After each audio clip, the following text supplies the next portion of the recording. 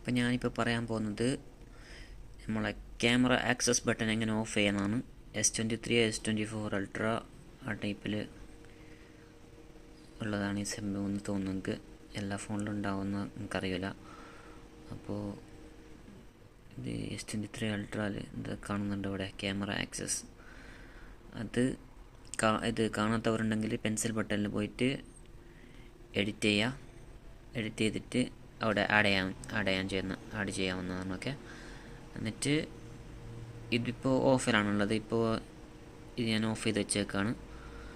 ഇത് ഓൺ ചെയ്താൽ camera access ആവും, പെർമിഷൻ അലൗഡ് ആവും. ഇത് ഓഫ് ചെയ്താൽ എല്ലാ ആപ്സിൻ്റെയും ഡിനൈഡ് ആവും, ഓഫായിട്ട് പോകും.